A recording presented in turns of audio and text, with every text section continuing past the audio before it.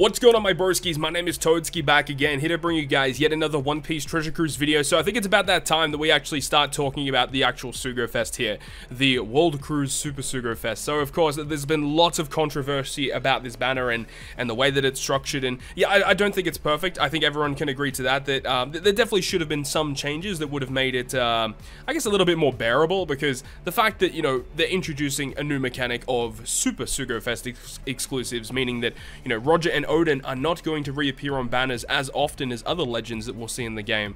That's a really weird mechanic, and I don't understand why they decided to do that. Like, yeah, I do think Roger and Oden currently on Global are probably top tier, and I mean on JP, yeah, they're definitely in that upper echelon, but to restrict them, it's a little strange. I don't understand why. Does this mean that previous top tier characters like Shanks crew, Kaido, Big Mom, Luffy, Sanji, are they also going to be considered Super Sugo Fest exclusives as well? It needs to be a little bit more information here, because it's super obscure. I don't understand why they've gone through this route, but that's not what this video is particularly about. I just want to talk about the Sugo Fest in general, because now we have every single piece of information about the banner, aside from the rates of the character, because that is also another discussion, because, you know, we do have a little bit of information, but, you know, we won't get the complete picture until we see the rates, because, you know, no matter what the banner says, it won't say, you know, oh, Roger's going to be this %, whereas Oden's going to be this %, comparing to other Sugo Fest exclusives, which are this %. It's going to be very interesting to see how they structure this one, but let's go through it. Let's talk about it, right? So it's going to be here on December 27th at 1900 PST time, and this is actually a mistype. This should be January 25th, not January 15th. So it's here pretty much throughout all of January. And it says, this Super Sugo Fest debuts the brand new Super Sugo Fest exclusive Kozuki Oden and Goldie Roger alongside rare recruits Neko, Inu, Crocus, and Rayleigh. I've already talked about all the new characters in the batch in a video that I uploaded yesterday, so peep it out if you haven't done so. Kozuki Oden and Gold Roger are super legends, meaning that they will not be available in the normal pool of regular Sugo Fests or in any special rare recruit tickets. So that is also big as well. They're not going to be available in special rare recruit tickets unless if they're mentioned, right? So it means that treasure map tickets, event tickets, unless if it literally says like the list of characters and they're on that list, they're not going to be in a generic red ticket.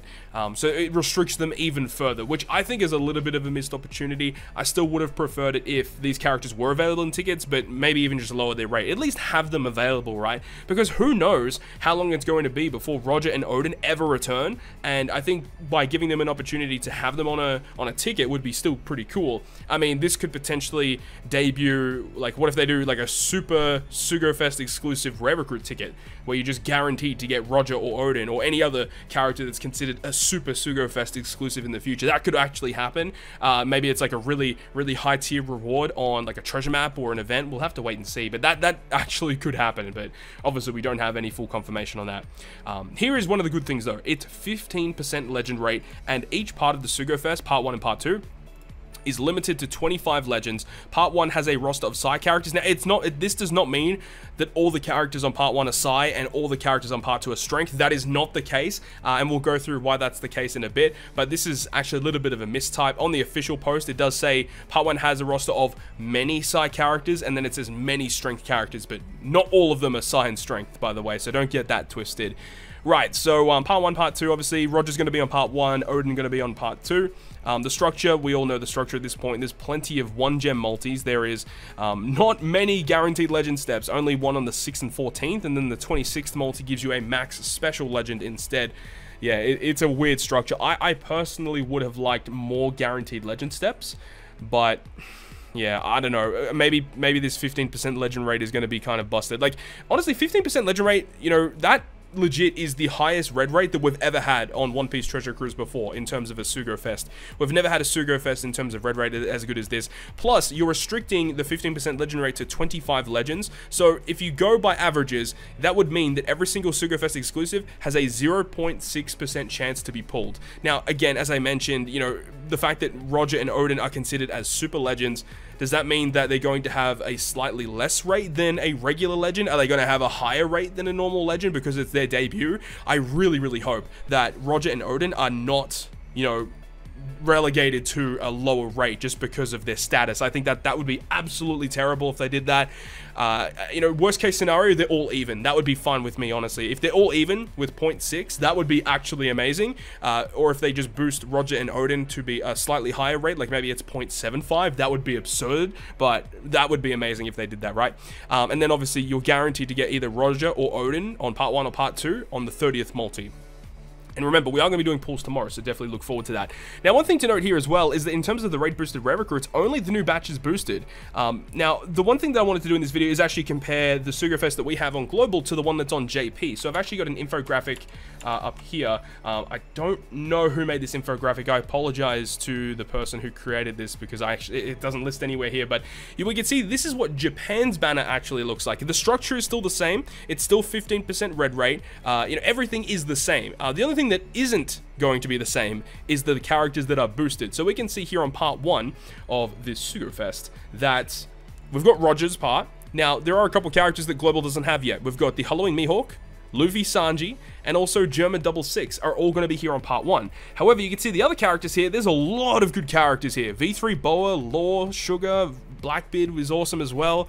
Mihawk Perron is very good. Rayleigh not so much. Shanks crew, Pudding, Onami, Snippy Luffy, like you got Garp who's still pretty good. Sanji Judge, one of my favorites. Carrot's there. V2 Kuzan's okay still. Judge is okay. I mean, Sengoku's there, but it is what it is. But what I'm saying is I think that this is a pretty good outlook to think that our Sugofest could look very similar to this. Obviously, these characters are not going to be here, so they will be replaced with other characters. But I think I wouldn't be surprised if this is going to be the structure that we see. But then again, in the past where we've had the same Sugofest as JP, they have shuffled characters that are boosted on certain parts. So I wouldn't like hold this down 100%. This is the same legend pool that we are going to get. And I don't really understand why JP lists their legend pool, whereas Global, you have to wait until the Sugofest. That's very bizarre. I don't know why they do that. Don't ask me because I have no idea why. But all I'm saying is I wouldn't be surprised if Global's pool looks very similar to this with some replacements for Luffy, Sanji, Germa, and Mihawk, right? But then look at the rare recruits, right? All of the new batch are boosted, but then they also boost some other random rare recruits. Well, you know, I mean, for Global's sake, I think it would have been cool if they did boost a couple other rare recruits. For myself, I'm glad they didn't because I have all the generic rare recruits, but I know that for many people out there that don't have some of the better rare recruits in the game, like, I mean, Flampe has a really good support still. This Nami's fantastic. Hold'em's good. I can't remember what Queen does, and then obviously Viola is really good too. The Luffy and Sabo are just average, but everyone wants the new rare recruits because they work with the new legends and they're going to be good for boosted events, right? Then we move over to the next part here. We've got the same thing, right? So the new batch is boosted, but then you've got like a bunch of random rare recruits boosted as well. So in terms of the boosted rare recruits, Global actually did get the better side because technically speaking, we should probably get a better chance to get the rare recruits, but it totally depends on the rates. We don't know yet. It is just really strange that they decided to boost a bunch of random rare recruits. But you can see on part 2, it is a little bit different. They've got Odin, V3 Akainu, and then Kaido Big Mom is also boosted as well. And then you've got Halloween Mihawk and also the Sweet Commanders. So like these three here, Kaido Big Mom, Law, and the Sweet Commanders are going to be replaced for sure, but like obviously we don't have confirmation if this is going to be the exact same structure for Global, but it's a good outlook to see, you know, this potentially could be what it's going to be like, right? I mean, having a Kainu, Sabo boosted is really cool, and then like a bunch of those super type characters being boosted is really cool. Actually, is Snake Man's not any of the banners? That's interesting. I mean, Snake Man doesn't really work with Kozuki or in either way, but still would have been cool if it was boosted. Arlong Crew, Nami Robin, Luffy Zoro is actually, it makes sense that they're boosted on Odin's part. Sober Mask also actually works really well with Odin too. Komurasaki, yeah, Komurasaki is pretty interesting as well because for the super type of Kozuki Odin, you can have a Hiyori on your team in order to proc the super type. So I wouldn't be surprised if Hiyori gets or Komurasaki gets a 6+ in the future. That'd be pretty sick if that happened. It'd be cool if she turned into a strength unit. Oh, that'd be so good. Either way, we've got Bullet as well. My man Bullet works very well with Odin. Legend Jack, Vivi Rebecca. And then you got the old school ones who no one really cares about, right? So what I'm saying is this could be what Global's one is going to be like, but we don't have confirmation yet until the actual banner goes live, right? So a lot of people are asking the question, should I pull on this banner? Now, it really comes down to what characters are actually going to be boosted on whatever part, right? I know a lot of people are really excited for Roger. Many people consider Roger, I mean, a lot of people on Global consider, you know, Roger to be the best global legend, and he probably is, honestly. He's pretty much up there. So I know that a lot of people are, you know, more focused in on going for Roger because he has the amazing Rainbow Captain and the really cool Rainbow Attack Special and stuff like that. So it really comes down to the other characters that are boosted surrounding Roger, and I'd say if you're missing a majority of these characters here, this is going to be the best opportunity to get them, because it's going to be 25 legends with a 15% rate, and of course, if we go by averages, that means technically this is the best opportunity to get any one of these in particular legends on this part, right? This is the best opportunity. Plus, you know, if, you know, there's any of these characters you're missing, you really want to get them, you have a chance of getting Roger along the way as well. But again, we don't know the rates, so it could skew in different ways, right? Now, I guess for Odin as well, like if you really want to go for Odin, because I know some people are Odin fanboys, it really comes down to, you know, what characters are boosted, what characters you're missing, because I know that there were some people in the Discord that said, you know, I really want to go for Roger, but, you know, what if I have all the characters here? But, you know, if I'm missing a bunch of the ones on Odin's banner, but I'd rather get Roger, it really comes down to, you know, which of the characters you are missing the most of, and that's the one you should really focus in on. That's my opinion anyway. Of course, you know, Roger would be awesome to get, but if you have every single other character on the list, I don't really see much of a reason to go for it. And people are also going to be asking the question, you know, should I just wait until Luffy and Sanji? I did make a video yesterday talking about, in my opinion, which are the best Sugafest exclusives in the game.